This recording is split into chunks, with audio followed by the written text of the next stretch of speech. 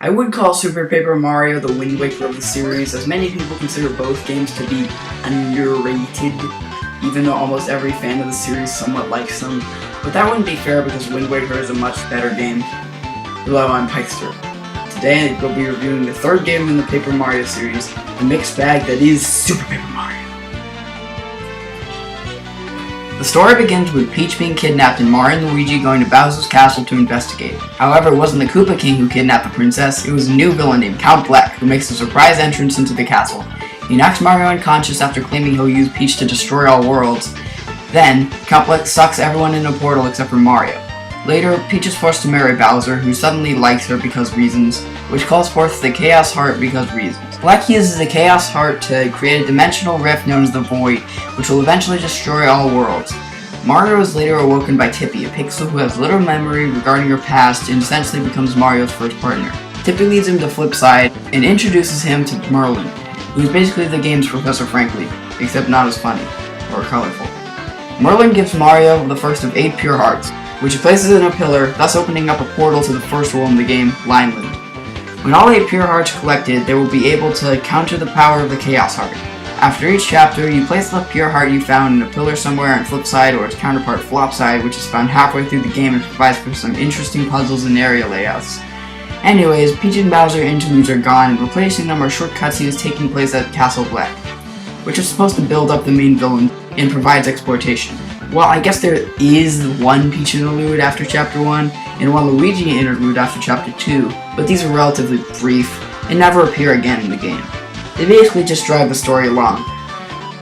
There are also these 1-minute flashback sequences that make no sense until the very end of the game. They're accompanied by my favorite song in the game, Memory, and are explained in what is probably my favorite climax in any Mario game. So yeah, the story is awesome and easily the best part of the game. I still prefer the Thousand Year Door story just because of how adventurous it is, but this definitely isn't far behind. However, since I don't consider a game's story to be very important to its overall quality, unless it deeply affects the gameplay itself, it won't be able to save Super Paper Mario from being less than great. So, how's the gameplay? Yeah, about that. I mean, it's functional, but it's in no way exceptional.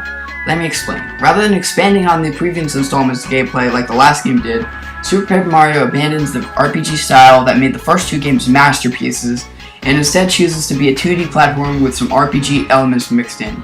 There are 4 playable characters: Mario, Peach, Bowser, and Luigi. You start the game with just Mario, and the other 3 are unlocked as you progress through the story. Often, you'll need to use one character to solve a certain puzzle. Peach can float, Bowser can breathe fire, and Luigi can do this high jump thing. You also have Pixels, who are basically this game's partners, except with less personality. While I can't say that's entirely true, Tippy, your first Pixel, is one of my favorite characters in any Mario game, but the others, they don't talk after you get them.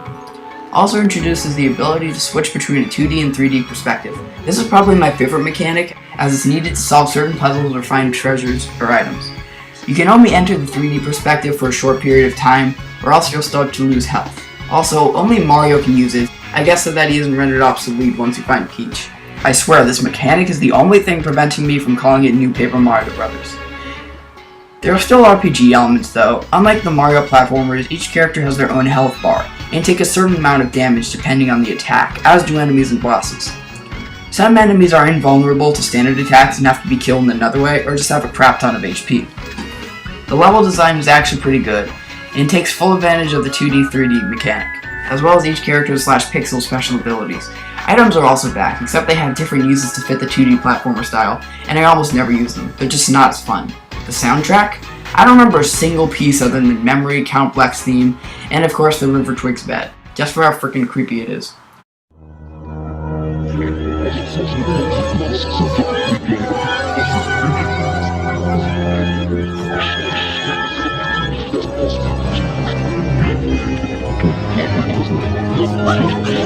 One problem with this game is how bland the townsfolk are. None of them really stand out like in the first 2 games.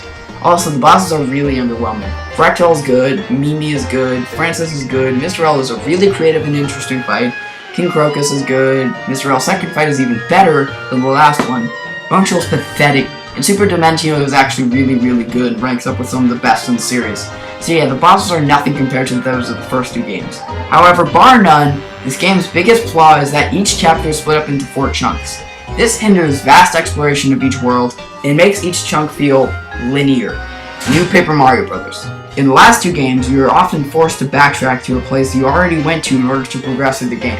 The backtracking never felt too severe though, almost never anyways. In Chapter 5 of the first game, you had to go and rescue 5 Yoshi kids and get to Raphael the Raven before you could even enter Mount Lava Lava. In the first 2 games, you got to explore an entire area. In Super Paper Mario, you had to explore separate chunks of an area. Speaking of which, I guess it's time for me to go over each of the 8 chapters. Lineland is good, if not somewhat generic. Gloom Valley was good, the Bitlands are good, the Space World is bland other than Part 4. The Land of the Crackdowns is good, Samurais Kingdom is okay, I guess, just way too short. The Underwear, really Nintendo, is probably the best, and Castle Black is a close second. So yeah, pretty much everything about this game is good, other than this story. Good gameplay, good music, good level design, good bosses, good graphics, etc. But that just isn't enough. You may remember how during my first few reviews I wouldn't shut up about how amazing everything in those games really were. Definitely above average. This, well, it's definitely not bad, but there's nothing that makes me go, wow, I wish the last game had that. I mean, I know you can't improve perfection, and let's face it, after the masterpiece that was 1,000 Year Door, I'd be disappointed with anything that wasn't pure genius, but they didn't even try to make it better. It's like they knew they wouldn't be able to top 1,000 Year Door for a long time, so they decided to make the third Paper Mario game feel completely different. Although I do like the style of gameplay, I don't want them to bring it back for another game or make a direct sequel.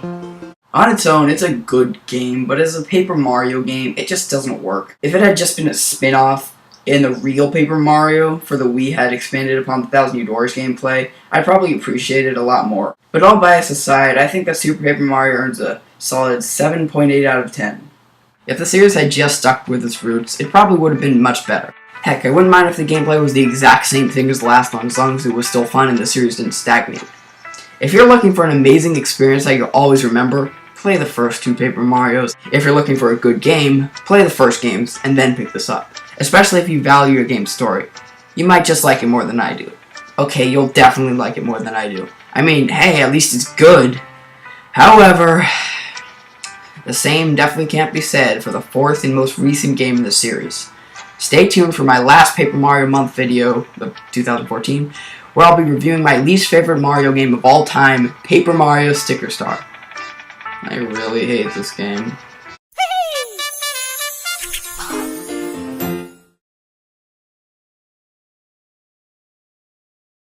It's called the Ugly Barnacle. Once there was an ugly barnacle. He was so ugly that everyone died. The end.